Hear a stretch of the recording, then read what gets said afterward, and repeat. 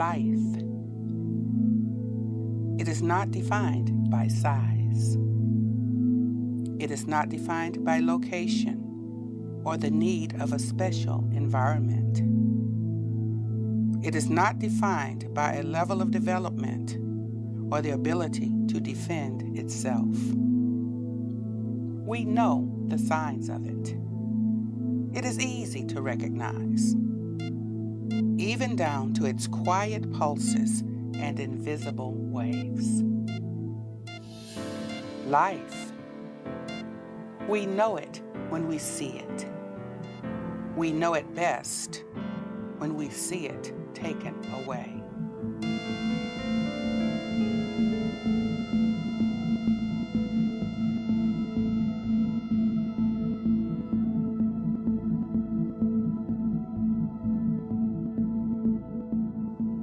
Hello, I'm Alveda King. My uncle, Dr. Martin Luther King Jr. once said, "Injustice anywhere is a threat to justice everywhere." This film explores the action of abortion and resulting consequences.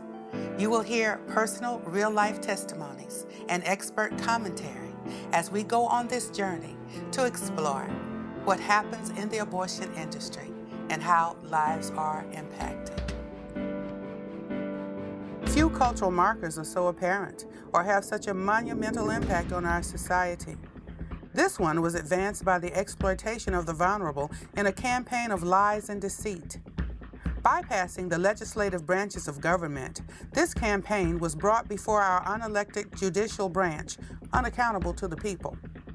The court made abortion, a woman's right, the inherent authority to rule over her body and over the separate and distinct life growing inside of her. Euphemisms were employed to make the child seem less than human. This slaughter was sanctioned not under constitutional authority, but out of the darkest places of men's hearts. Effectively, it is a right to murder.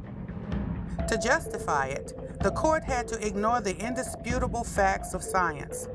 It was as clear in 1973 as it is today, as it was in the mid-19th century, when state legislators codified abortion statutes in a change of the common law where abortion had been illegal, but only after quickening. This change came after being informed by science that human life began at conception. In 1857, the American Medical Association, quote, "The independent and actual existence of the child before birth as a living being is a matter of objective science." But once they realized it was a human being, then they put laws in place after the 1860s, after they understood that biology. There was a movement led in the states by doctors to prohibit abortion. Well, life was defined in the law at the time as an immediate gift of God, a right inherent in nature in every individual, and it begins in contemplation of law as soon as the infant stirs in its mother's womb. Well, we have better instruments today to determine when life begins than they did. They said it began at quickening or when the baby kicked. But of course, today we know it begins at conception. Justice Harry Blackmun said, well, religion, science, philosophers, they disagree on when life begins. Therefore, the court will not take a position on when it begins. In Roe v. Wade, they said, at this state in the development of man's knowledge, we don't know when human life begins. Well, that's an intellectually dishonest lie. Well, this argument that we don't know when life begins is not an argument based on any biological facts. U.S. Senate report states, physicians, biologists, and other scientists agree that conception marks the beginning of the life of a human being, a being that is alive and is a member of the human species. There is an overwhelming agreement on this point in countless medical, biological, and scientific writings. It's definitely not the woman's body then, but it is still that new life, that new embryo, that new beginning as a separate human being. Now, if you want to know if there's a human being, I don't care what legal history said. I don't care what statutory history said. I don't care what philosophy said. I don't even care what theology says. If I'm a policymaker, I want to know, what does science tell me about when you've got a human being? And even back then, in '73, science was clear. You had a human being at day one. The amount of ignorance of just general biology, is astonishing. I mean, we have a situation where we have politicians who go up and they quote things from the 13th century, you know, saying they don't know when life begins. I mean, anybody who's serious knows when life begins. I mean, the textbooks are there. The science is done. Oh, yea, oh, yea, oh, yea. All persons having business before the Honorable, the Supreme Court of the United States are admonished to draw near and give their attention, for the court is now sitting. God save the United States and this honorable court. In striking down abortion laws, the court invented a right for women that had never existed and took away a right for the unborn that had always existed without any statute specifically affirming it. If every person on the planet has an inherent right to life, it begins when they become a human being. I find nothing in the language or history of the Constitution to support the court's judgment. The court simply fashions and announces a new constitutional right for pregnant women. Justice Byron R. White. The scientific facts should not be called into question. It's almost laughable the extent that some people will go to try to question them. What they would see if you compared the mother's genome and DNA with the embryos, even at that very earliest stage, you'd see that these were two separate and distinct individuals. Distinct, we mean that you were a separate entity from your mother. You weren't part of her, though you were housed in her. And if you go to all the textbooks, you will find that they will resoundingly tell you that yes, when you have those 46 chromosomes, when you have that gender now identified, when you have that self-defining and self-propelling embryo that has all it needs to be continue in development to death, that is the beginning of human life. The embryology textbooks worldwide are uniformly in agreement that from the earliest stages of development, from the very beginning, you were not part of another human being. You were your own distinct, living, whole human being. The biology is very clear on when life begins. It's at conception. The heartbeat in a developing human usually starts at about 23 to 25 days, barely past 3 weeks in development. But I've talked to hundreds of abortionists, and I have yet to have one not say somewhere along the line, I'm a murderer. Tony Levatino said, I'm a hitman. I take pay from somebody to kill their child. You have to remember that I then was in the abortion clinic telling other women that it was a blood clot, yet going back in the back room to make sure all the body parts were there as early as 6 weeks. You know, they're not stupid. They know when life begins, and they know that they end the life in an abortion at any stage. Most women wouldn't kill their child if they were told this is a human being. You have the right to kill it, but it is a human being whose life is being terminated. Most women wouldn't do that. And we need to start using words that are true instead of using euphemisms to cover things up. Product of conception. Blob of tissue. Brother, you're a blob of tissue. I'm a 250-pound blob of tissue. Every human being on the face of the earth is a blob of tissue. But that begs the question, are we going to protect that blob of tissue, or are we going to allow it to be destroyed indiscriminately? The government is supposed to be the protector of our society, guardian of our inalienable rights. Yet for all their supposed wisdom, neither the courts nor most of our elected representatives claim to understand when life begins. Why do they ignore something that is so obvious to science? It might be that to admit life begins at conception, they would be admitting their own culpability, just as they sanctioned the slaughter of 50 million innocent lives. Imagine a court turning its back on history, on the law, on legal precedent, turning its back on the Constitution of the United States. That was our Supreme Court and its justices ruling as they did to sanction the violent in utero slayings of the innocent, violating their oaths of office, and turning their backs on millions of children who would be denied life. More than a decade ago, a Supreme Court decision literally wiped off the books of 50 states statutes protecting the rights of unborn children.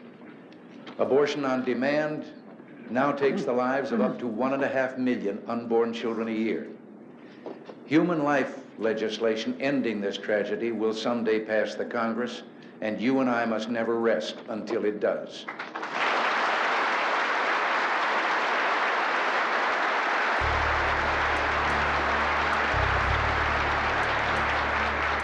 Unless and until it can be proven that the unborn child is not a living entity, then its right to life, liberty, and the pursuit of happiness must be protected. And the founders of the Constitution said, in order to secure the blessings of liberty to ourselves and our posterity, we do ordain and establish this Constitution for the United States of America.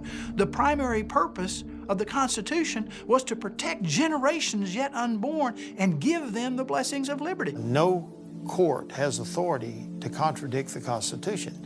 And when it's a plain contradiction, it should not be followed. Because the Constitution doesn't mention abortion in any respect whatsoever, they had to find it somewhere.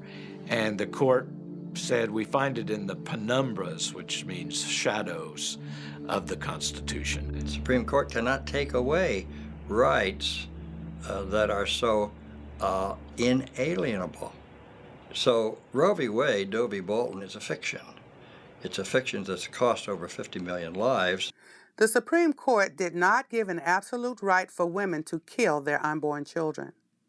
In taking away what had always been a state right, they declared murder to be abortion, making it a medical decision, handing it off to physicians to decide in consultation with the pregnant woman. Roe was based on the fact that this should be a decision between a woman and a doctor. At a previous visit, he had very flippantly discussed the possibility of termination of the pregnancy if there were genetic problems with the baby. My oncologist was pretty adamant that it was what I had to do. It was the only choice that I had.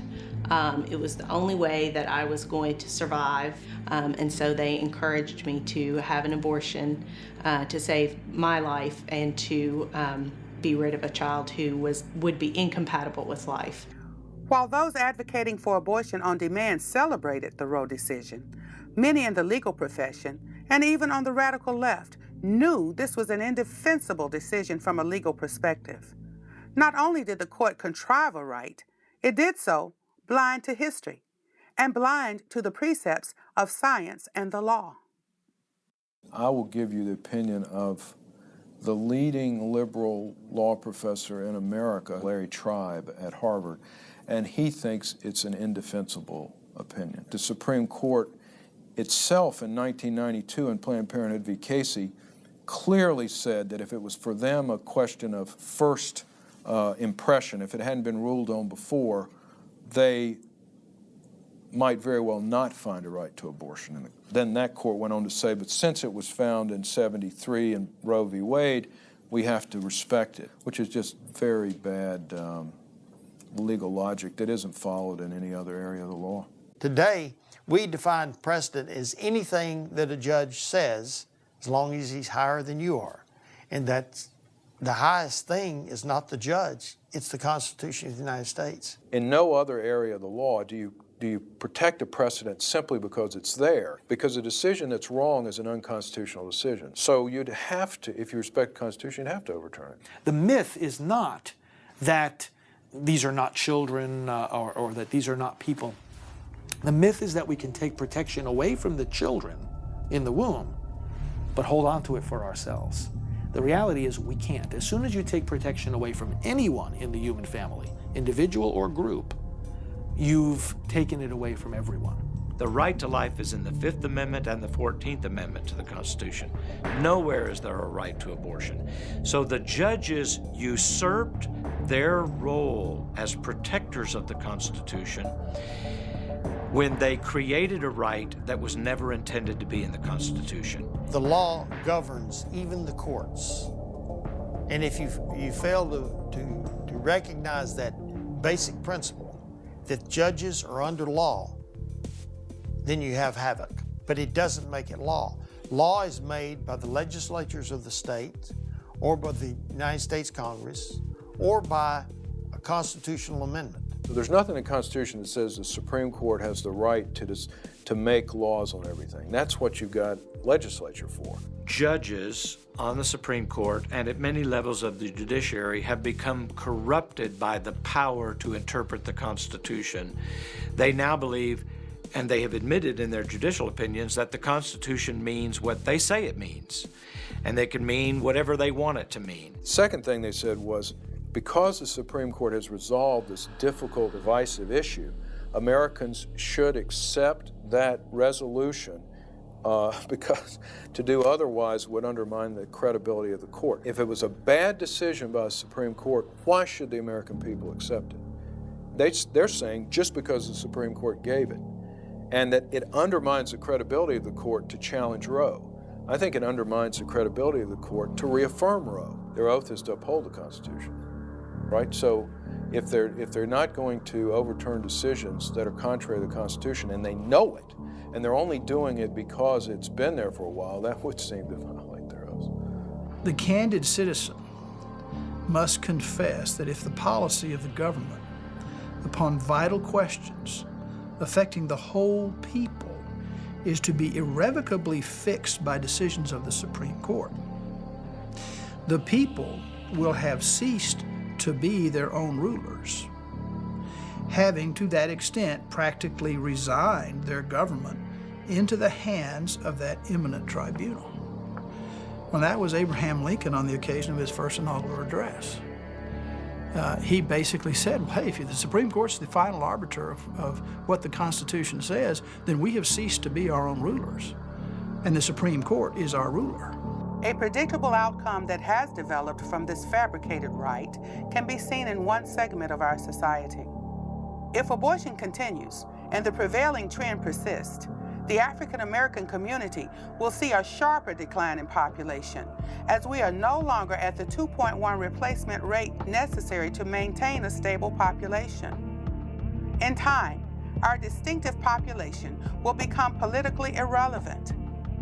All we have fought for and achieved to this point in our history will have been for nothing but a brief moment when we did make a difference and did have a say on the American political stage. Silenced at the hands of abortionists. In the United States, since Roe v. Wade, about 10% of the white race has been wiped out by abortion. 28% of the black race has been wiped out by abortion. For every 5 African American women that get pregnant, 3 choose to abort. Every day, 1,452 African American children, just under 4,000 overall, are killed in the womb by abortion. African Americans make up 12% of the population, but basically 36% of all abortions. So we are disproportionately affected by abortions. And the racist aspect of it, yeah, it's very clear. They're having abortions at twice the rate of the rest of American society. That doesn't happen accidentally. Abortion happens when people are targeted. After 35 years of abortion, we have lost 14 million lives. We only make up 25% of all of their other services, with almost 45% of the abortions they perform. Each woman has to have 2.1 children to maintain a stable population in a developed country like the United States. For the first time in 2003, the black population went under 2.1 replacement. With the next few years, the black population will actually begin to decline. As a black American, I know that most folks rank slavery as the worst thing that ever happened to America. But by virtue of the fact that I'm alive and here today, abortion most certainly would not have allowed me that privilege. So I say that abortion is the worst thing that has ever happened to America. Many people consider slavery to be the most heinous act that the United States government has ever condoned. And yet, there are others who know that even those Africans who were brought over on those slave ships and lost their lives, maybe 1 or 2 million, certainly are just a part of a serious act of oppression that still continues today. In America, since Roe versus Wade, 14 million African American babies have been added to the number of those who have been oppressed because either of skin color and now gestational age. I think the greatest failure in reference to the abortion issue has been black leadership. I'm terribly, terribly, terribly concerned that the black church, our black congressional representatives, and our social organizations such as the NAACP have been deathly silent on this issue. And if silence is consent, then we have this horrific reality that black leadership is helping to perpetrate the genocide of their own people. Our lives begin to end the day we become silent about things that matter. Dr. Martin Luther King Jr. Planned Parenthood of Georgia, strategically located in the heart of the Georgia State University community. All around you, you see the student buildings and young students walking back and forth in the community. People often wonder why young people and even children are having sex earlier and earlier. Well, it's not so hard to figure out. You have Planned Parenthood in the middle of your college communities, not far from your high schools, and young people walking back and forth. They can walk right in and get free birth control or very low-priced birth control and free condoms. And when the condoms don't work and when the birth control fails, they can go right back and get an abortion. 20 years after Roe v. Wade, that for 20 years people have organized their personal lives around the availability of abortion as a backup when contraception fails. Planned Parenthood is one of the biggest distributors of birth control devices, but these birth control devices fail 2 million times a year in the United States. And so what we see, according to the Alan Guttmacher Institute, which is a research arm of Planned Parenthood, is that nearly 2 out of 3 women obtaining abortions were using contraception when they got pregnant. So it's kind of a self-fulfilling, wonderful way to sell a product, then have the product fail, and then offer people abortions to cover up for the failure of your own product that you just sold them. We had a whole plan that sold abortions, and it was called sex education. Break down their natural modesty, separate them from their parents and their values, and become the sex expert in their life, so they turn to us when we would give them a low-dose birth control pill they would get pregnant on, or a defective condom, because we didn't buy the most expensive condoms, we bought the cheapest condoms. Our goal was 3 to 5 abortions from every girl between the ages of 13 and 18. They get the children young, they get them sexually active. They say if they can only get a girl about at 16 to have an abortion, they got her for 3 or 4 more because she'll remain sexually active. They give them contraceptives. They get the cheapest brand of everything, and yet they put on this front that they're helpful, and they've got everybody fooled. We gave them a low-dose birth control pill that in order to provide any level of activity had to be taken at the same time every single day. The girl wouldn't take it accurately, and if you miss that thing, the protection is out of her system. The sexual activity goes from 0 or once a week to 5 to 7 times a week. She doesn't take the pill properly, she gets pregnant. And who does she call when she's pregnant? She calls us. We're the experts. And we were ready. We used a script designed to overcome every single objection. That's what sales is. Overcome the objection and you get the order, in this case, the abortion. And when she calls, the first question is reassure. And so the girl confesses, I think I may be pregnant, and the counselor, who's really a telemarketer, that's all they're trained to do, sell over the telephone, but we call them counselors, says, we can take care of your problem, no one needs to know. And then the first question, what's the first day of your last normal period? And she gives this so-called counselor the date, and she says you're 8 weeks pregnant. She didn't say you might be 8 weeks pregnant. She didn't say you could be. She said you are 8 weeks pregnant. So she has planted the first seed in this long marketing thread, and the sad thing is, in this girl's mind, she is the expert. This is the pregnancy expert, and the next question is this good news or bad news? If it were good news, she would not be calling an abortion clinic. It's bad news. And when she replies bad news, this counselor moves right in because now she wants to identify the fear, to use it to reaffirm that abortion decision anytime that girl moves away. And if she says, well, maybe I need to think about this, your parents will kill you, you'll have to miss drill team, the abortion is sold. What's in a name? Sometimes people wonder why Margaret Sanger chose the name Planned Parenthood for her organization. Initially, Planned Parenthood was called the Birth Control League. People thought the word control was too intimidating, too threatening. And so they said, let's make it sound like something nice, Planned Parenthood. So when people look for us, they think we want to help them plan something that's good for them. So therefore, we have the name Planned Parenthood. How deceptive. Planned Parenthood helps people through the influence of Margaret Sanger, its founder, to sterilize people, to abort babies, to murder babies, and to hurt women. Planned Parenthood performs the lion's share of abortions in America, all under the name of something that sounds so helpful, Planned Parenthood. Margaret Sanger said that she wanted to rid the world of human weeds, and the Nazis said exactly the same thing, life unworthy of life. She was a racist and eugenicist, and the purpose of her organization, which was originally called the American Birth Control League, was summed up by one of its mastheads on the Birth Control Review, which was to breed a race of thoroughbreds. Another one of the mastheads was birth control, a sure light in our racial darkness. One of the people who sat on her board, one of her most trusted advisors, was Lothrop Stoddard, who wrote a book in 1922 called The Rising Tide of Color Against White World Supremacy.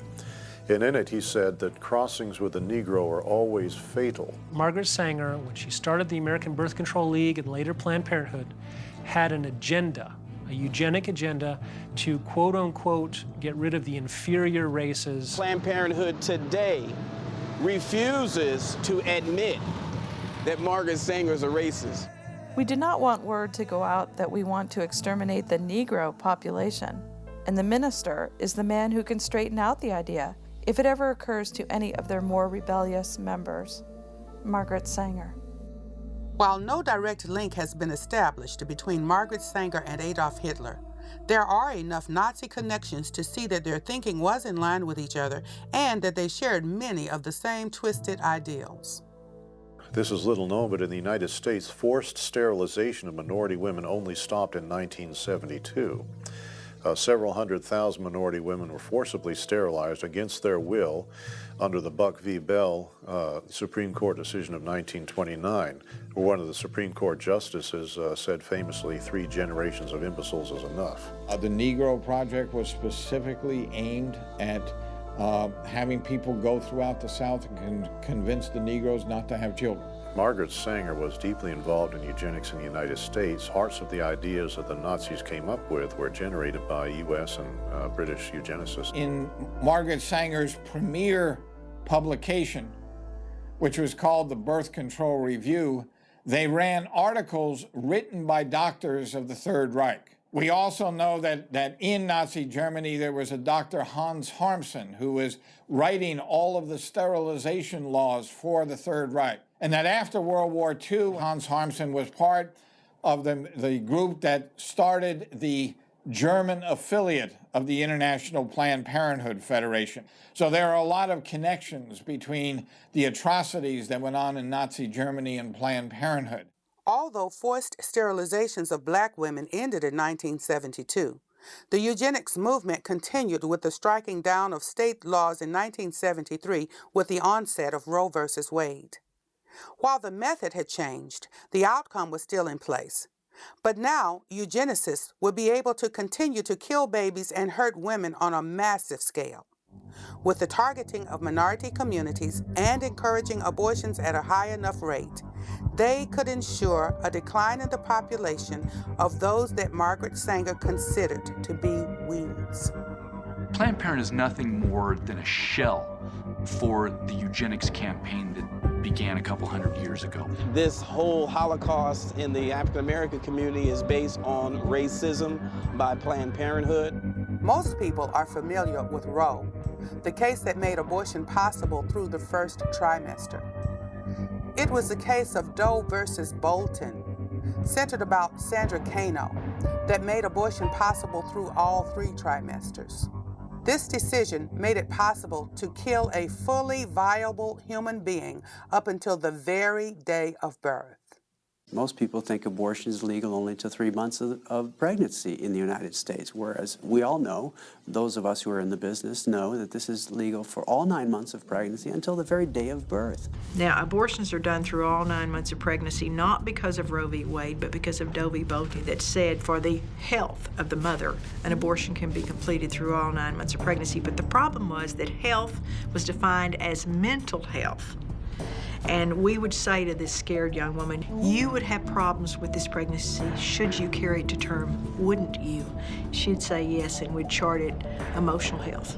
Over 60% of the people didn't believe that abortions took place past 20 weeks. Unfortunately, abortion has been decriminalized all the way through the moment of birth. Once the protections of life were removed from all 9 months of pregnancy, Planned Parenthood accelerated their eugenic agenda by placing a majority of their now legal abortion clinics in minority neighborhoods. Planned Parenthood Federation of America locates most of its abortion clinics in minority neighborhoods. Planned Parenthood does most of its abortions on minority women. Knowing they could not get the approval of the people, nor of the legislatures of most of the states, nor Congress, those seeking to legalize abortion armed themselves with lies and false statistics. Bypassing the lawmaking branch of the government, they took their contrived evidence to the courts. In NARAL, we generally emphasize the drama of the individual case, not the mass statistics. But when we spoke of the latter, it was always 5,000 to 10,000 deaths a year. I confess that I knew the figures were totally false, and I suppose the others did too. Dr. Bernard Nathanson, co-founder of NARAL. The true numbers were, before abortion was legalized, about 40 to 70 women died every year of abortions in the United States. Now, the trouble here is that those were all very heavily publicized. After Roe v. Wade, they're covered up. So we think that the number of 50 to 100 women being killed by so-called safe and legal abortion is probably still accurate in the United States. Those seeking to end laws protecting the unborn found the perfect pawns to take the fall in their deadly crusade. Sharp, articulate, well-educated women were driven to prey on their vulnerable sisters, manipulating them into thinking their support for abortion would make their lives significantly better. Both Norma McCorvey and Sandra Cano, whose names are forever linked with the murder of unborn babies, never had abortions.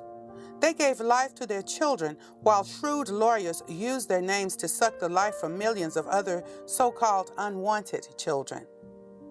Sarah Weddington and Linda Coffey had to have a pregnant woman who would sign the form, who would sign on the dotted line. I'm not an Ivy League person, never have been. When I came along, I was just like the prize they had waited for. You know, I was illiterate, you know, I wasn't, I was more self-contained than I was about the world. I mean, I was trying to live each and every day, and they knew that, and they took full advantage of it. But I think all of this was underhanded. I went to her innocently. I didn't have money. I needed a divorce, and I wanted my 2 children home. She had put the point to me, if a woman and a man work, should they not be able to make the same amount? They did the same job. To me, that made sense, and I said, sure. I had no knowledge that this was to do with abortion or trying to legalize abortion. I went down to Linda Coffey's office. I was trying to read what I was signing. And they said, oh no, don't worry about it. We're your friends. We're going to help you. I never had to go to any of the court proceedings. The only thing I did was sign the piece of paper that brought Roe versus Wade into being. While these lawyers were calling for the right of choice for women, where's the choice when only one option is offered? That's an essential fallacy in the woman's so-called right to choose. In most cases, it's not a choice at all.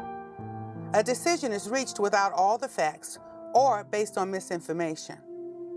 Other options are not presented, and a deadly course of action is forced on a woman. We have to talk about something that uses lies, coercion. The #1 slogan for abortion is pro-choice. And the ironic thing about that slogan is that when you ask women who had abortions, why did you have that abortion? the number one response is, I felt that I had no choice. A majority, maybe upwards of 80% of abortions in America happen with some form of coercion. In other words, not the woman's choice. I had this one lady that called me one afternoon, and she said that she wanted to make an appointment for her daughter to come in and have an abortion. I said, does she want to have the abortion? Well, you know, it's not her choice. So I went to a counselor, a Christian counselor, and she kept saying I needed to have an abortion and that this was not a good thing for me to do and it wasn't going to be good for my kids. Then I told my fiance, then I told my mother, then I told my other family members. All of a sudden, everybody's like, you can't do this, you can't do this, you don't want to do this is not good for the kids, this is not good for you, this is not good for our marriage, I don't want to raise this child. He would have been somebody who would have changed the dynamic of our family. And the relationships that they would have created would have changed everyone that they interacted with. But they're not here. In abortion, it's not about choice, it's about despair. It's not about people who are getting abortions because of freedom of choice. It's about people getting abortions because they feel they have no freedom and no choice. Through conversations with him pushing the abortion, and then that kind of frustrated me at some point. I just felt like he didn't care about me, that he was just thinking about, like, let's fix this. That's exactly his words. We need to fix this. But I was in fear and in crisis, and at that point that I felt like I had no choice. Women are the victims. In a lot of these cases, women are coerced and in crisis mode and regret the decision that they've made. Women feel threatened that if they don't have an abortion, their lives will be punished for it. The stories of the boyfriend saying, I'll give you the $300 and our relationship will continue if you have the abortion. If you choose to keep the baby, there's the door. I was dating a young man, and we got pregnant. And the first words out of his mouth to me were, "You're not having it, are you?" And I remember that sinking feeling in my heart, and I thought, well, no, I guess not. And I felt so much pressure. Absolutely do not think that my choice was a choice. I think it was, like I said before, I think it felt like an ultimatum. They're all screaming at me. It felt like they were screaming at me. They were constantly insisting, you've got to kill him, you've got to abort him, you can't do this, you've got to go to the clinic, you've got to hurry up. Every week that you wait is making it worse. Go, go, go, go. And I finally couldn't take all of their pressure and how supposedly I'm going to make everybody's life miserable. It was relentless. It was like I couldn't even go through the day without hearing them, whether they were actually speaking to me or I'm just remembering something they said to me a couple of hours ago. I mean, they just bombarded me with it. So I guess I have to bear this burden so that everybody else can be okay. Too often, through coercion, the woman goes on to have an abortion, convinced she's in trouble and that the procedure will get her out of it. Unfortunately, the trouble has only just begun. The physical and emotional consequences of her decision are often devastating, well outlasting the 9 months she would have carried her baby, or even the time it takes for that baby to reach adulthood. We remembered what our girlfriends looked like before and after. Because abortion goes to the core of who we are as women, and the fact that we are involved in nurturing life, that an abortion experience really does leave a mark. There's something that happens to a woman's mind once they pass what I call that fine line. Abortion is so shameful and secretive that many women don't tell anybody that they've had an abortion. They won't say anything for 20, 30, 40, 55 years, sometimes on their deathbeds. Nobody knows because they're so traumatized. Silence. It can also have psychological effects, short and long term for the woman. The Supreme Court itself said in the Gonzalez v. Carhart case that this is not rocket science, unexceptional to note that some women have negative consequences from abortion. She'd say, well, I'm pretty sure that you have post-traumatic stress disorder from the abortion that you had when you were 14. And I said, yeah, no, that's not what it is.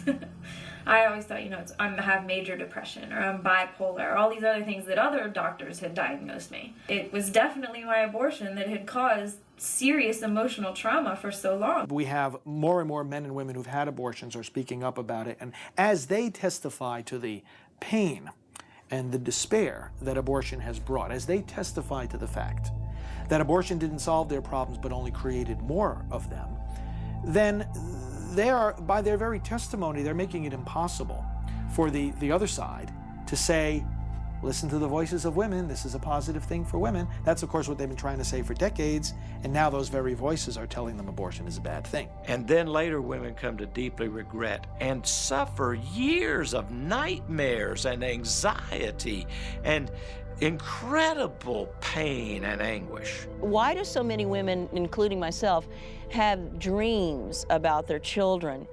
And especially in my situation where I didn't think of it as being a child, but I had nightmares and dreams about children. I know a lot of women have suffered from having nightmares, hearing babies crying in the night, inability to bond with living children. The fear of being found out.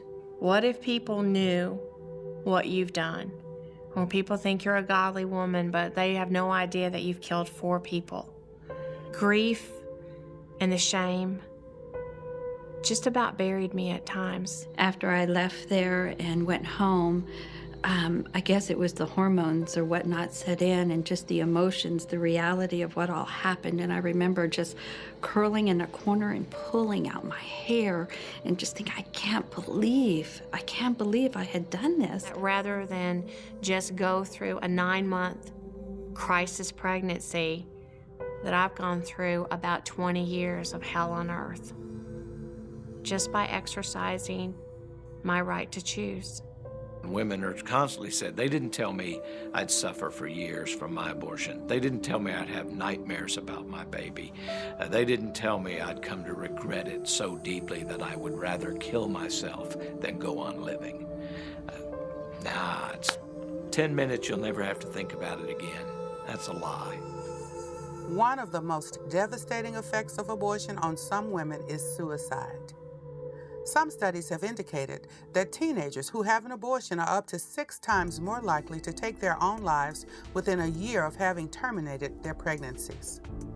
Many more women contemplate and even try suicide in an attempt to end the pain that they feel. True numbers may never be accurately reported, but suicides and attempted suicides among women who've undergone abortion are a reality the other side does not want to admit. I figured the only way to escape the torment was to take my own life.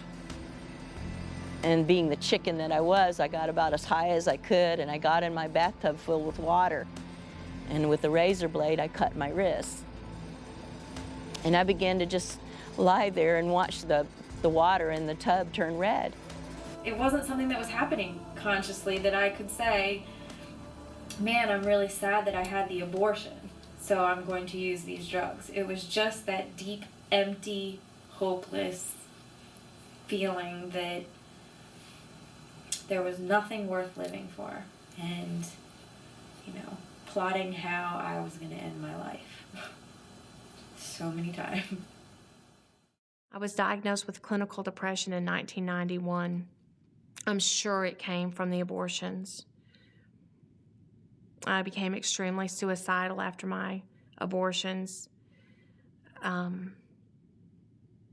the point where I did attempt to take my own life a couple of times. We had a 12-year-old. She came in chewing her gum and looked so carefree. She had her abortion. She came back 2 weeks later for her checkup. Didn't come out of the room, opened the door, and she was in there. She'd brought in a piece of glass and slitting her wrist. 12 years old.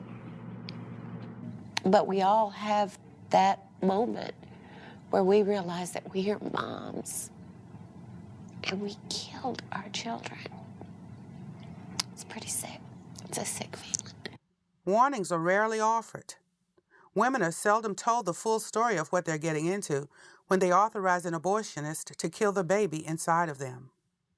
Even if the known consequences and after effects like breast cancer, barrenness, and other female trauma, even if it only impacts half the women or a quarter of the women, wouldn't it be better to let them know what they might suffer from their choice? Wouldn't it still be wise to let them know every potential risk? The government mandates warnings on every other potential danger. Every pack of cigarettes, every alcoholic beverage, every package of medication carries a warning of potential health risks. Why not a warning on something so life-changing, so life-threatening as an abortion? There's a lot of evidence of physical and psychological consequences. Then there was a big study out of New Zealand about 2 years ago that showed long-term consequences. Abortion can have long-term consequences on the woman in terms of affecting her fertility. Many women become infertile. They suffer from other problems with their female organs and end up having to have complete hysterectomies, never able to conceive or have other children. One of our ladies, the power of the suction machine from the abortion was so severe that it caused her fallopian tubes to collapse and she was never able to have children. Abortion is surgery and carries significant risks. Unlike surgeries that will save a life or relieve suffering, abortion is an elective surgery of convenience that is rarely performed to save the life of the mother. I wasn't in for all of that abortion. Somebody else was in there with him. But I went in toward the end, and I'd never seen that much blood. I mean, you know, just blood everywhere. And we put her in the recovery room, and she just filled the bed. And we changed the bed a couple of times, and her blood pressure was erratic, and the doctor left. I was really worried about her, and I tried to call him. And her boyfriend kept wanting to go home, and her blood pressure stabilized a little bit, but I just didn't believe she was, you know, it's just like that feeling you have that she's not right. At 10 o'clock, the boyfriend said, look, if there's anything happens, I'll call you immediately. And at 4:30, he called the doctor, and he didn't take the history, and he said put her in a tub of hot water, and when he did, the last little bit of blood in her body ran out. And he called me about 6 and said, she's dead. And he immediately started telling me how he was going to do the cover-up. And somehow it all worked out, and the autopsy didn't show anything, and no charges were filed, and nothing happened. The newspapers didn't call, nobody came. We killed that woman and did abortions the next morning. And many times you'll see a young lady who's been killed by abortion, and on the death certificate you see something like spontaneous gangrene of the ovary or therapeutic misadventure or something like that. The families are so hurt by what's happened and shamed that their daughter had this abortion and died from it or whatever. They don't come forward. You see, abortion makes a doctor almost lawsuit-proof because the woman is so ashamed that she went to get an abortion that even if he butchers her so that she has to have a hysterectomy, they aren't going to say anything to anybody about it, nothing, because they don't want anyone to know. We had one girl, 22 years old, a model, who danced in, jumped up on the table, laughed at the doctor that she didn't wear underwear. She was 22 weeks pregnant. We put her on the table. Now, there's a maneuver called the Hansen's maneuver. Now, the doctor may do it himself or someone may do it, but I did it for the big baby, 2 of our big baby abortionists. I held the babies, and you say the head's here, the feet are here, the buttocks are here, and you gently push the baby down into the instruments. And the first time this doctor went in, he pulled out omentum. That's the lining to the intestines. He literally perforated her uterus and was pulling her bowel out her uterus with the very first time he went in with the instruments. And the second time he went in, he pulled out her bowel and he pushed it back in, live baby, woke the woman up, put her in my car because it's terrible advertisement to think about having an ambulance in front of an abortion clinic. You just don't want it. So we put her in my car, and we didn't take her to the hospital nearest us. We didn't take her to the hospital that would take the best care of her. We took her across town to a hospital that would help us cover up what we'd done. And this surgeon has taken this girl who has a perfectly complete baby inside her with her bowel pulled out her vagina upstairs to the operating room. 7 doctors operated on that baby, on that girl. They had to do a colostomy to resection her bowel to empty into this bag. They pulled the baby out. He rolled it into the disposable drapes and put it into the incinerator at the hospital. All 7 of those doctors falsified the records. We killed that baby that way. The doctors falsified the records. We told that girl she had an abdominal pregnancy, and she didn't sue us. In Roe, the court made the issue of abortion a decision between a woman and her doctor. The real outcome of Roe is that deciding whether to keep the baby or terminate its life in the vast majority of cases is left up to the woman in crisis in consultation with a person who earns a living by selling abortions. The ring of the cash register has taken the place of the cry of the newborn. Most women in America who've had abortions will tell you they never see the abortionist, they never see this doctor until he's between their legs in the abortion clinic, violating them with instruments. That women almost never consult their physicians. They go to a clinic, they have decided they want to get an abortion. So this idea of the important role of the personal physician is a fantasy. The court talked in terms of, well, we have a medical practitioner, a doctor-patient relationship, and the physician is going to do what's best for his patient. And you hear the testimonies of these women, they don't see the doctor until he's there performing the abortion on her. There's no doctor-patient relationship. With the success of Roe versus Wade at the courts, Margaret Sanger's racist eugenics organization became a part of the American culture. A new multi-billion-dollar industry was launched with Planned Parenthood at the forefront. This industry maintains its influence and power with the same arguments and lies originally used to decriminalize abortion in 1973. There were 2 great lies about abortion. 1, it's not a baby, and 2, it's good for women. We must also examine another motivation of Planned Parenthood and the abortion industry: the desire to make money to further their cause. Money is made selling sex education, selling contraceptives they know will fail millions of times a year, then selling abortions to take care of the failures, at times selling the baby parts that come from those abortions. It is easy to see that the abortion industry is an endless cycle of making money.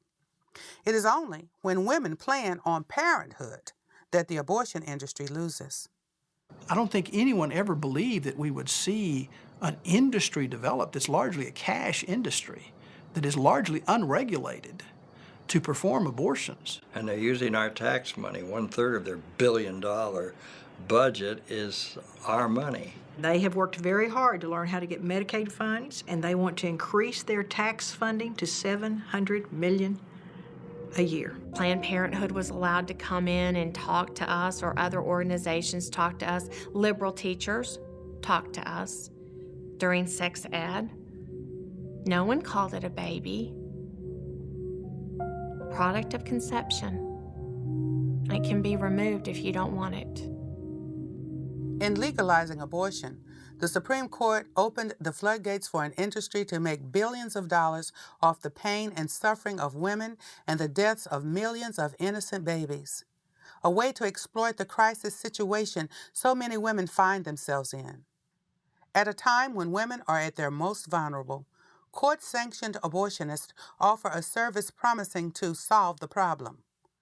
But, unlike other businesses, they leave their clients having to deal with the consequences without offering a warranty or even a refund when their product proves defective. Abortion is a skillfully marketed product sold to a very frightened person in crisis. They buy that product expecting a fix and find it's defective. We were told that we had to make $40,000 a weekend in order to stay here. Of course, we found out later that he was lying, that he just wanted to build up his money resources, you know. Abortion is a very lucrative business. We put a clinic out on 30. It paid for itself in the first month. It was a profit center, and we were well on the way to opening more clinics. As a matter of fact, our plan was to open 3 abortion clinics in 1983 so I could be a millionaire in 1984. There's a lot of money involved. We never would take personal checks. We'd take credit cards, but we frowned on it. We always encourage the ladies to bring cash. Why is that? So you don't have to report cash, friend. You know, they came in for 2 or 3 hours and wanted to do 20 abortions or 30 abortions and make their money and go away. They didn't care if the instruments weren't clean, and they didn't care if the instruments weren't cool. They just wanted to get their money and get through the day and go. There was a receipt on the chart. They would collect them, bring them up at the front at the end of the day. We would balance them, pay them in cash, no 1099, no W-2. But I'm certain people killing babies for a living probably reported it to IRS, don't you think? We will never know for sure how much money is made because the abortion industry hides behind the skirts of their patients in declaring medical privacy. It's a business, and we can't deny that fact. That's what gives it a certain amount of coercive and secular power. The money that is generated by abortion then gets plowed back into the political realm to support candidates who will keep it going. When an organization makes millions upon millions of dollars on providing abortions, and sometimes in a community they're the sole proprietor, they've got a monopoly on it, why wouldn't they then encourage more abortions? Because more abortion means more money. More money means that they can go back to the government coffers in the case of Planned Parenthood and say, look at all the good we're doing. And so they can ask for more government money.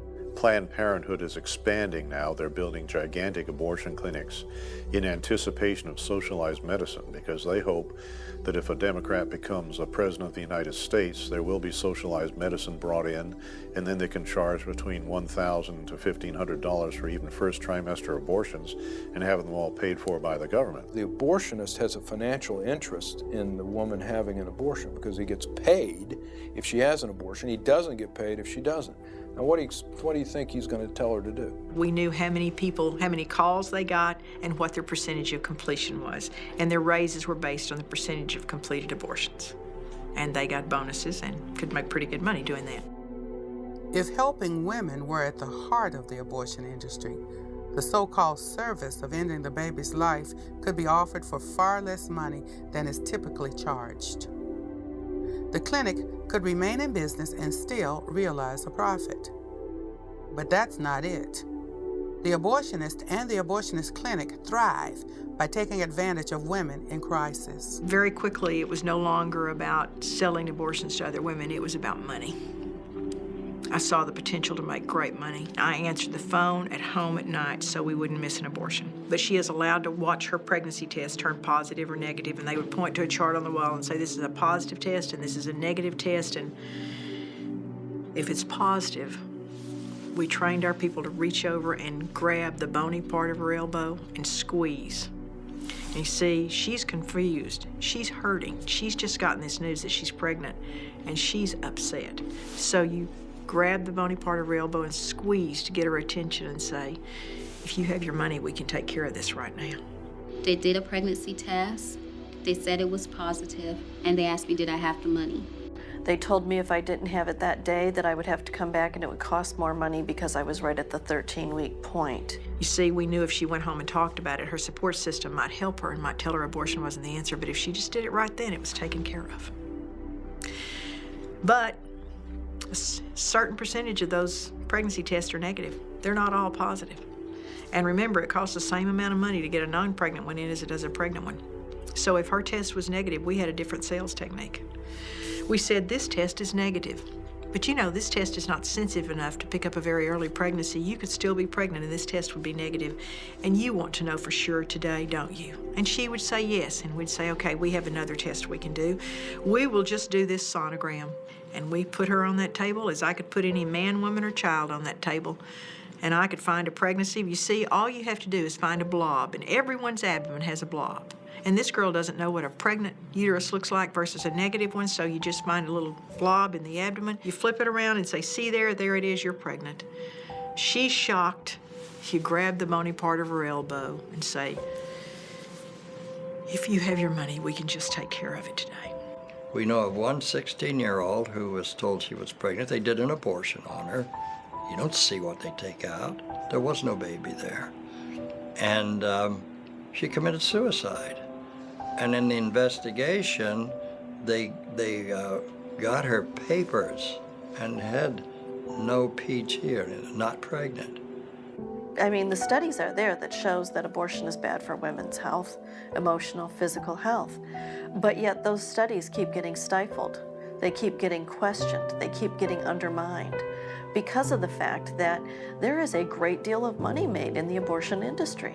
You know, and that money that the politicians are getting from NARAL and NOW, you know, the different pro-abortion organizations, Planned Parenthood, Marie Stopes International. I mean, that is money that is funding campaigns and is supporting candidates. You don't go against that money. You don't speak against it. Abortion has far-reaching consequences that those profiting from it don't want women to know. At a time when we expect our government to ensure our safety, why has the government been so slow to regulate an industry that has harmed untold numbers of their patients? This doesn't just affect the woman. It doesn't just affect the father. It affects an entire family, and it tears families apart. But she had always wanted a big sister as an only child. And when she was 8 years old and found out that I should have had an older child, there was somebody missing in her life. And then she went, well, wait, where's the baby? And I had to explain to an 8-year-old what abortion was. Okay, let me just make sure I get this straight. And she was standing right in front of me. And she said, you were 16, you were pregnant, and you killed your baby. And I had to look that little girl in the eye. And I had to say yes. And this look of terror went across her face. And she didn't say anything more. She just walked away. And I asked family members to go with me. They didn't want to go. They didn't want to go. They want me to do it, but they didn't want to go. My fiance didn't want to go. I finally found somebody who would go. Anybody that was telling me to do it, none of them wanted to go. Some men have had no choice. The woman chose abortion without them, and they didn't have any control over it. Abortion steals the destiny of not only women, but of the men who participate, the men who've lost children, of their families. It destroys relationships. A man had come to our table. I had an exhibit booth, and I was explaining to him the work that we do, and he looks up at me and tears are streaming down his face, and he was sobbing like a baby, and he says, it's been 35 years, and I still hurt every day from it. We can't be silent anymore. Millions of women's lives have been devastated, and the fathers, we just write them off. They're just forgotten about. But I'm telling you, the multitudes of people that have been hurt by abortion, it's just unfathomable. With Roe, the Supreme Court took away from the states the right to restrict abortions within their own jurisdictions, but it was thought that the states would regulate the clinics that performed the procedure. The truth is, for years, they were left alone. The dirty back alley abortionists simply moved into the open without cleaning up their operations. This was a highly profitable business, and the safety of women was seldom a factor when it came to the bottom line. You know, we were doing 20, 30 abortions an hour if we could, at least 20. We had 21 sets of instruments. That's all we had. So we couldn't possibly bring those instruments out, clean them, sterilize them, bring the temperature up in the sterilizer and then 20 minutes sterilization, and then cool them down. I've had more experience than I'd like to have ever had on the dirty, filthy conditions inside of abortion clinics. When we were in Southern California, we would chase these little rotten abortionists around LA and San Diego and Orange County, and they would set up in these little strip malls, literally sign a lease today and be killing babies tomorrow. We would go and dig in their trash cans, and they would take the cash receipts and throw them away, and the babies would just be thrown in with the daily trash, obviously violating all the health codes in the book. Well, yeah, I mean, we had an infection rate of about 75%, you know, but that was just from unsterilized equipment. Our complication rate at the end of my time, last 18 months, was when about 1 out of every 500 had a major life-changing surgery or died. We had one woman die. But because there are no real statistics, and if you can cover it up, you don't report it, and none of ours were ever reported. So we don't really know. Some of the conditions we send our operatives in, and I've been in there personally, you'd see literally blood on the floor, blood on the walls, cockroaches and mice feces. Some of these places, you wouldn't want to get your hair cut in these places, let alone have a very invasive surgical procedure. The big hospital in Dallas will tell you, the doctors will tell you that they saw botched abortions or see botched abortions all the time. One of the reasons we were able to regulate the abortion clinics in Texas was because of the bad abortionists that had been reported. I mean, one girl died and they went in to examine the clinic and they were using rusted instruments and had no sterilizer and no hot water. The life of the woman who decides to abort her baby will never be the same. There will never be a day when that decision won't affect her in some way, physically, emotionally, or spiritually.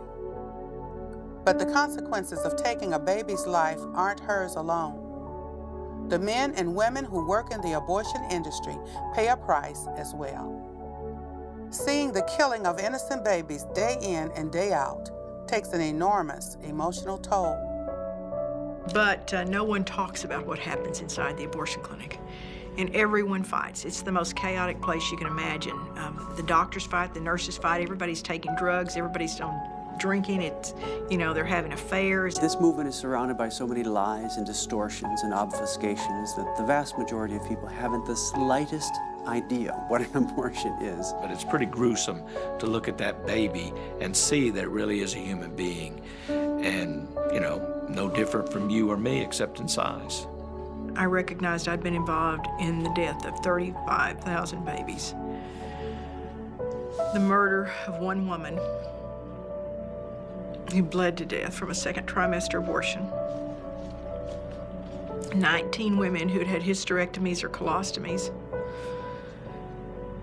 And never had one appeared in the newspapers, no lawsuit.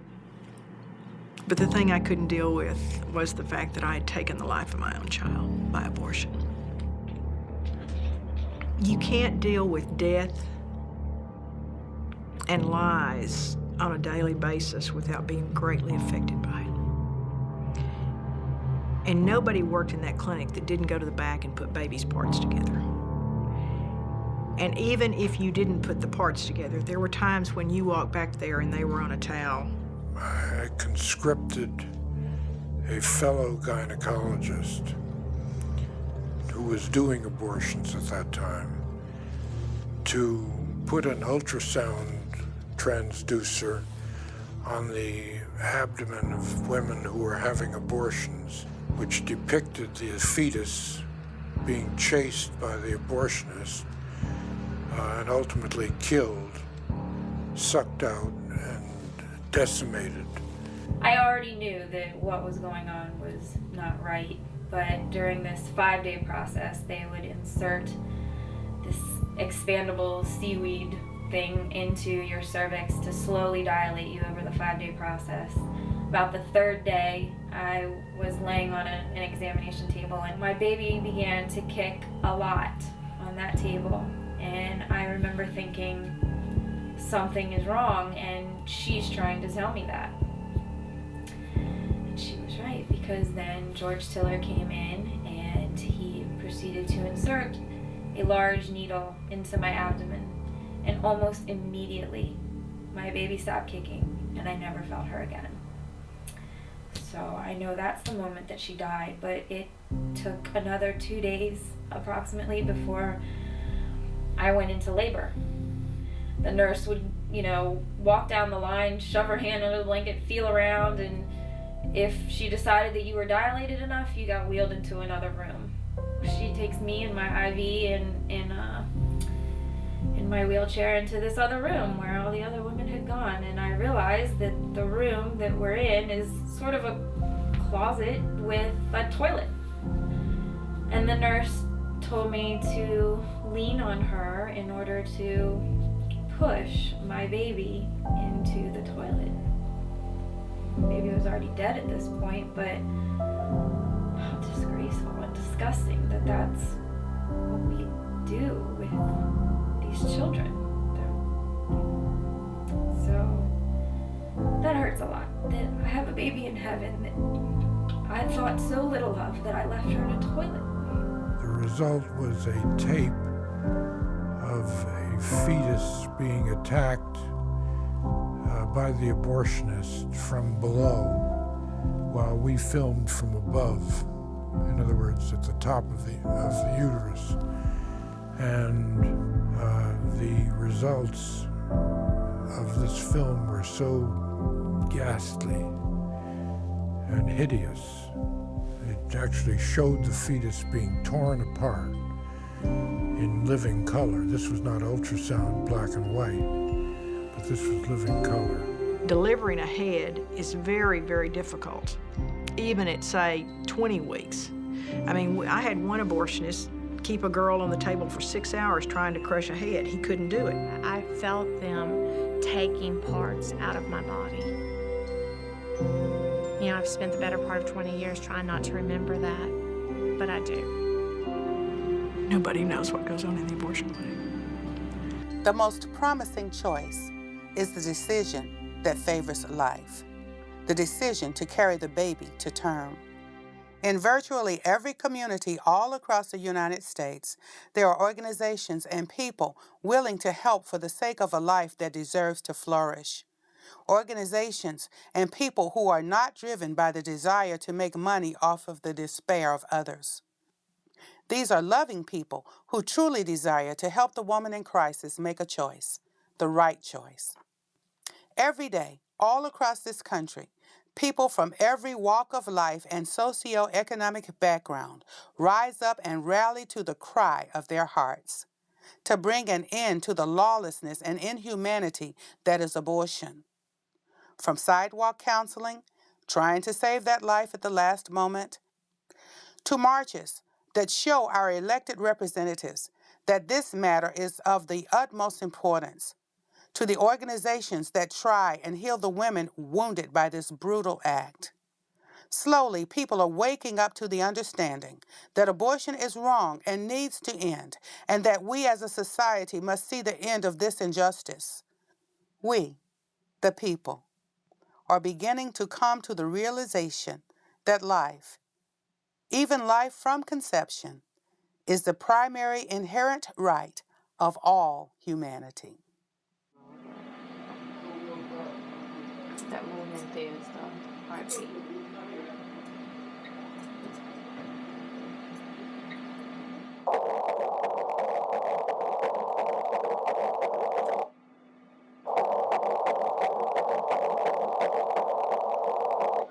Sounds like a grown person. The heartbeat is 176 beats a minute. Good. That's normal? That's very normal. I know they heart beat really fast at first. Right, yeah, and then as the pregnancy progresses, it slows down. Yeah. And every day I think about what could have been. What could have been if I had my baby. They just don't know about the resources, and they're in complete despair. So we need to be there to love them and to show them that we care for them and to get them the help they need. So if there's a woman that's considering abortion, that to not buy that lie, that they will miss the greatest blessing of their life. And these women need to hear that, you know, that they're special and loved. It helps 100%. Because they don't want to necessarily see like big posters and signs of what they're doing. They know that it's wrong. They know. They want to hear that they're loved and that there's hope. Everyone that had an abortion was encouraging me not to have an abortion, basically telling me to learn from their mistake, learn from them that it's not what I need to do. When you're fighting for your life, you need to know what you're fighting for. And if what you're fighting for is life, then how do you destroy a life in an effort to fight that fight? It's almost hypocritical. You know, I'm fighting so hard to save myself that I'll kill someone else to get that. When I share about what I've done, it's with the hope that I can reach one woman with the truth about abortion so she will not make the same choice I did. That she will not buy the lie Once you heal from that abortion, all of those issues that were in your life evaporate. They go away. They get resolved. I needed to let it go. I needed to let God forgive me. And once I did, and once I really put a face on that problem, I've never had those issues with depression. It was pretty much all just about the mother, and basically it was like the child didn't even matter. It was, 100% just a mother's health issue. We knew we'd done the right thing regardless, but she, from the moment she was born, responded completely appropriately for a newborn baby, and there was no reason to think that there would be anything that would come up later. I had a boy. He's 2.5 now. If you look at it in terms of the continuum, I know scientists like to divide, and of course we divide things into different categories because that's what we see. That's the best way we can actually consider the scientific facts that we're finding. But the fact doesn't change that this genetic entity that already has a gender can continue on to death. Sadly, I think if at any time one of their fathers had asked me not to abort them, I would have definitely kept that baby. I carried my baby to full term, and I gave her up for adoption. And I'm happy that I did. Is that abortion is really, to me, the ultimate exploitation of women. And none of that is being discussed, because the reality is once it starts being discussed and we really blow the lid off of this issue, and the truth has really come out about what abortion does to women, let alone the unborn baby, our dead babies, it will be over.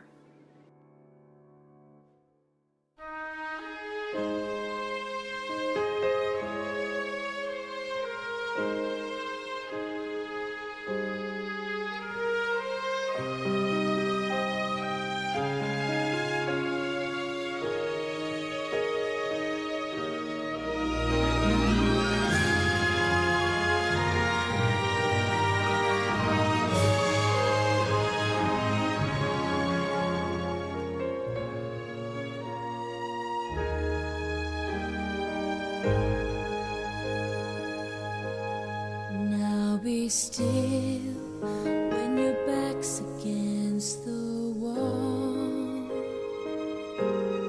Victory, there seems no hope at all. I'll be your wings that soar so high, this side of paradise. Now be still until strong. Here I am, I'm your fire when it's cold. Here I am, I'm your guide when you lost your road. I'm your armor in the fields of war, when the enemy storms the door. Here I am forevermore.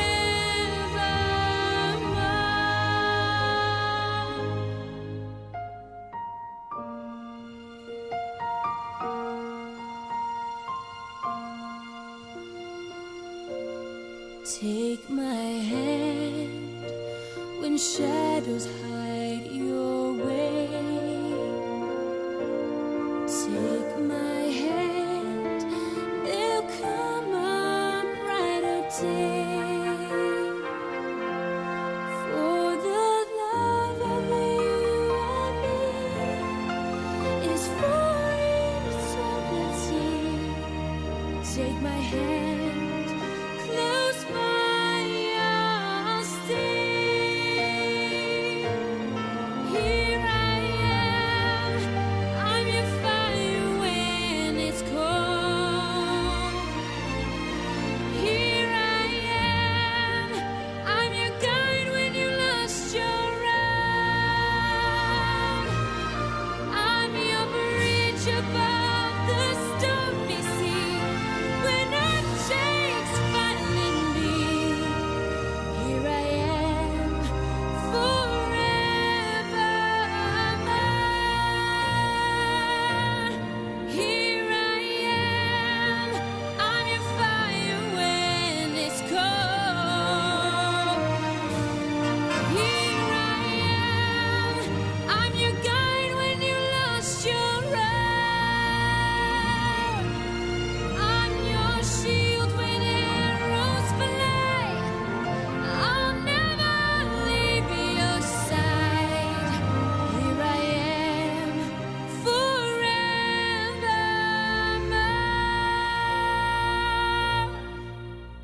Here I am.